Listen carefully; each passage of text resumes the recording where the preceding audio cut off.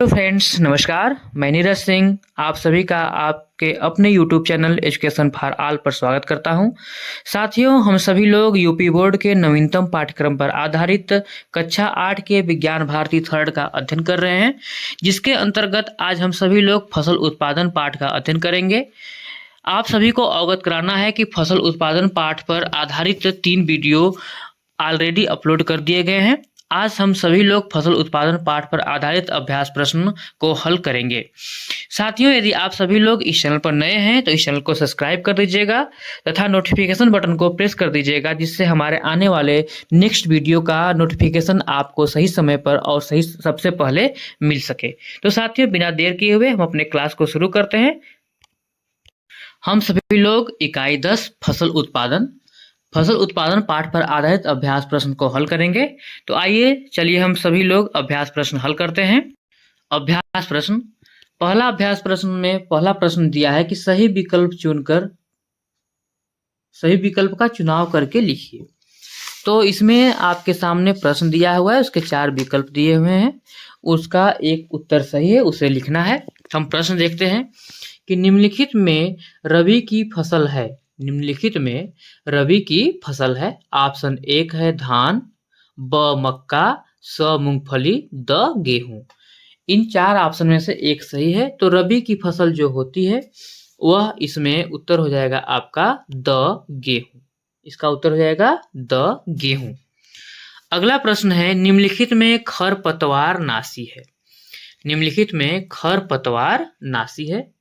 Option है अ urea, ब compost, स मेटाक्लोर, द अमोनियम फास्फेट। तो आप सभी लोगों को बता दिया गया था कि खरपतवार नाशी के लिए 2,4-D या फिर मेटाक्लोर का हम लोग प्रयोग करते हैं। तो इसका उत्तर हो जाएगा स मेटाक्लोर खरपतवार नाशी है। अगला प्रश्न है, यूरिया उर्वरक है। ऑप्शन है अ नाइट्रोजनी, ब स्फुरी, फास्फुरी होना चाहिए। यहाँ पर होना चाहिए फास्फुरी आपके बुक में दिया हुआ है। अगला है स नंबर पोटैसिक और द है संयुक्त। तो इसका उत्तर हो जाएगा आपका यूरिया उर्वरक है नाइट्रोजनी। इसका उत्तर हो जाएगा अ नाइट्रोजनी। अगला प्रश्न है, साहिवाल है। ऑप्शन है अ गाय, ब भैंस, स मछली, द मुर्गी। तो जो साहिवाल है यह देसी गाय की एक उन्नत किस्म की नस्ल है। तो क्या हो जाएगा उत्तर? साहिवाल है गाय। उत्तर हो जाएगा गाय। अब हम सभी लोग रिक्त स्थानों की पूर्ति करते हैं। प्रश्न है, रिक्त स्थानों की पूर्ति कीजिए। तो प्रश्न में पहला प्रश्न है कि उगाए जाने वाले एक ही किस्म के पौधे खाली स्थान कहलाते हैं। तो खाली स्थान में आप लोग भर लेंगे फसल। अगला है, तरबूज, खरबूजा, मक्का आदि के लिए खाली स्थान मिट्टी उपयुक्त है। तरबूज, खरबूजा, मक्का आदि के लिए खाली स्थान मिट्टी उपयुक्त है। तो इसमें आप लोग भर लेंगे बलुई मिट्टी उपयुक्त होती है, इसमें भर लेंगे आप लोग बलुई। अगला प्रश्न है, बुआई के लिए प्रयुक्त यंत्र खाली स्थान है। बुआई के लिए प्रयुक्त यंत्र खाली स्थान है। तो इसमें डिबलर तथा बीज बेधक मतलब सीड ड्रिल, तो दोनों भर लीजिएगा, डिबलर तथा बीज बेधक खाली स्थान भर लीजिएगा। आप लोगों को बार बार बताया जाता है, खाली स्थान जब भी भरते हैं आप लोग काले कलम से भरिएगा और उसे अंडरलाइन कर दीजिएगा, जिससे कि पता चले कि आप खाली स्थान में क्या भरे हैं। अगला प्रश्न है, सोनालिका खाली स्थान की उन्नत किस्म है जो संकरण के फलस्वरूप प्राप्त हुई है। तो सोनालिका खाली स्थान में आप लोग भरेंगे गेहूं। क्या भरेंगे? गेहूं। अगला प्रश्न है, काटला रोहू एक ये मछली की प्रजाति है। काटला रोहू जल में पाए जाने वाली मछली है। तो भर लेंगे आप लोग अलवड़। काटला रोहू कैसे जल में पाई जाती है? अलवड़ जल में पाई जाती है, इसमें भर लेंगे आप लोग अलवड़। अगला प्रश्न हल करते हैं, मिलान करना है। सही जोड़े बनाइए। स्तंभ क को स्तंभ ख से मिलान करना है। हमने आप लोगों के लिए सीधे सीधे मिलान कर दिया है कि आपको किससे किससे मिलाना है। तो आप सभी लोग आंसर मिला लीजिए। डिबलर जो है, डिबलर को आप मिला लीजिएगा बुआई की विधि से। डिबलर को आप मिला लेंगे बुआई की विधि से। साइलो विधि है भंडारण की जो विधि है, साइलो जो है वह हो जाएगा भंडारण की विधि से मिला लीजिएगा। साइलो को आप लोग भंडारण की विधि से मिला लीजिएगा।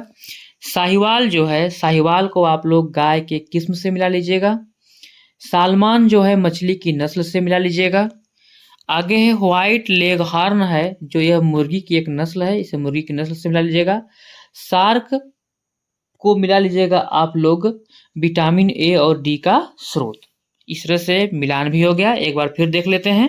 आप लोग वीडियो को रोक करके अपने अभ्यास पुस्तिका में उत्तर को सही से मिलान करके लिख लीजिएगा। तो आप लोग डिबलर को लिखे मिलाएंगे बुआई की विधि, साइलो हो जाएगा भंडारण की विधि, साहिवाल गाय के किस्म, आगे सालमान जो है मछली की एक नस्ल है, व्हाइट लेग हॉर्न है मुर्गी की नस्ल है, और शार्क जो है विटामिन और ए और डी का उत्तम स्रोत है। ठीक है, इस तरह से मिलान वाला भी प्रश्न आपका समाप्त हुआ। आगे है प्रश्न नंबर 4, निम्नलिखित प्रश्नों के उत्तर लिखिए। तो प्रश्न क है जो उसमें कि बलुई मिट्टी और चिकनी मिट्टी में क्या अंतर है। बलुई मिट्टी और चिकनी मिट्टी में क्या अंतर है, तो इसका उत्तर लिखिए। बलुई मिट्टी और चिकनी मिट्टी में यह अंतर है कि बलुई मिट्टी में बालू की मात्रा अधिक होती है, जबकि चिकनी मिट्टी में बालू की मात्रा कम होती है तथा मिट्टी के कण छोटे छोटे होते हैं। बलुई मिट्टी और चिकनी मिट्टी में यह अंतर होता है कि बलुई मिट्टी में बालू की मात्रा अधिक होती है, जबकि चिकनी मिट्टी में बालू की मात्रा कम होती है तथा चिकनी मिट्टी के जो मिट्टी कण होते हैं वह छोटे छोटे होते हैं। आप लोग वीडियो को रोक करके अपने उत्तर को सही तरीके से लिख लीजिएगा।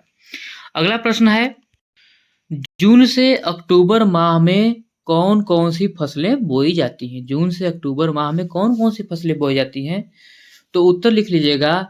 जून से अक्टूबर माह में बोई जाने वाली फसलें खरीफ फसल हैं, जिसके अंतर्गत मक्का, चावल, मूंगफली आदि बोए जाते हैं। जून से अक्टूबर माह में जो फसलें बोई जाती हैं उसको हम लोग खरीफ की फसल कहते हैं, और जिसके अंतर्गत मक्का, चावल, मूंगफली आदि बोए जाते हैं। प्रश्न नंबर ग है, बुआई के लिए बीज बेधक का क्या महत्व है। बुआई के लिए बीज बेधक का क्या महत्व है, तो देखते हैं। बीज बेधक का प्रयोग बीज को गहराई में बोए जाने के लिए होता है। इसके द्वारा बीज समान दूरी पर तथा निश्चित गहराई तक बोए जा सकते हैं। गहराई तक बोए जाने से पक्षियों द्वारा बीज की क्षति की संभावना नहीं होती है। ठीक, आप लोग वीडियो को रोक करके अपने अभ्यास पुस्तिका पर उत्तर को सही ढंग से लिख लीजिएगा। अगला प्रश्न है, फसल चक्रण से आप क्या समझते हैं। फसल चक्रण, फसल चक्र यहाँ पर लिखा है, चक्रण होगा आपके पुस्तक में। फसल चक्रण से क्या समझते हैं, इसका उत्तर लिख लीजिएगा। जब एक ही कृषि भूमि पर बदल बदल कर विभिन्न फसलों को बारी बारी से बोया जाता है, बारी बारी से बोया जाता है। जब एक ही कृषि भूमि पर बदल बदल कर विभिन्न फसलों को बारी बारी से बोया जाता है तो उसे फसल चक्रण कहते हैं। आप लोग जैसा कि पढ़े हैं, जब हम लोग एक ही प्रकार की फसल बार बार बोते हैं तो उत्पादन जो होता है वह प्रभावित हो जाता है। तो उसी खेत में जब हम फसल को चेंज करके बदल बदल के बोते हैं तो वह प्रक्रिया फसल चक्रण कहलाती है। अगला प्रश्न है, हरित क्रांति पर प्रकाश डालिए। हरित क्रांति पर प्रकाश डालिए। तो उत्तर लिखते समय आप लोग हरित क्रांति हेन डाल लीजिएगा और लिखिएगा, कृषि उत्पादों तथा कृषि से संबंधित औजारों, खाद, उन्नत किस्म के बीज आदि को विकसित करने की प्रणाली को हरित क्रांति कहते हैं, जिससे अन्न, कपास, फल आदि का उत्पादन अधिक से अधिक हो सके। ठीक है, अगला प्रश्न है, गाय और भैंस की दो दो उन्नत किस्मों के नाम लिखिए। गाय और भैंस की दो दो उन्नत किस्मों के नाम लिखना है। तो उत्तर में लिखेंगे, गाय की जो उन्नत किस्म है उसमें दो नाम लिख लीजिएगा, साहिवाल और सिंधी लिख लीजिएगा। भैंस की उन्नत किस्म में लिख लीजिएगा मुर्रा, मेहसाना, मुर्रा और मेहसाना लिख लीजिएगा। अगला प्रश्न है, उष्मायन काल किसे कहते हैं? उष्मायन काल किसे कहते हैं? उत्तर लिखते समय उष्मायन काल हिंट डाल लीजिएगा और लिखिएगा कि जब मुर्गी अंडे पर बैठकर उसे 21 दिन तक सेती है तो इस अवधि को उष्मायन काल कहते हैं। जब मुर्गी अंडे पर 21 दिन बैठकर उस अंडे को सेती रहती है तो उसी को उष्मायन काल कहते हैं। अगला प्रश्न है, अंडों की गुणवत्ता की जांच कैसे करेंगे? अंडों की गुणवत्ता की जांच आप कैसे करेंगे? तो इसका आंसर लिख लीजिएगा कि अंडों की गुणवत्ता की जांच करने के लिए अंडों को गर्म पानी से भरे पात्र में डाल देना चाहिए।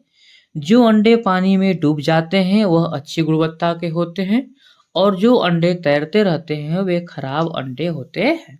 अगर अंडों की गुणवत्ता का पता करना है तो आप लोग गर्म पानी से भरे हुए किसी भी पात्र में, कटोरे में या फिर बाल्टी में या छोटे किसी भी पात्र में आप रख दीजिए, अंडे को डाल दीजिए। जो अंडे अगर तलहटी में बैठ जाएंगे, नीचे बैठ जाएंगे, वो अच्छे अंडे हैं और जो तैरते रहेंगे वो अंडे खराब अंडे हैं।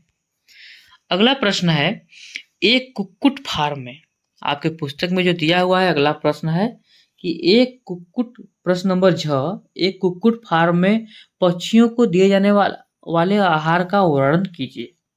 तो देखते हैं उत्तर इसका। कुक्कुट फार्म में पक्षियों को दिए जाने वाले आहार में दले हुए दाने, हरी खाद्य सामग्री होती है जिसमें गेहूं, मक्का, बाजरा रहेगा, बाजार यहाँ हो गया, यहाँ पर बाजरा रहेगा, यहाँ पर बाजरा जैसे अनाजों को पीसकर इसमें कंकड़ बालू का चूरा या चूना पत्थर का चूरा मिलाते हैं। कंकड़ चूना पत्थर कैल्शियम कार्बोनेट का स्रोत होने के कारण अंडे का कवच बढ़ाने में सहायक होता है।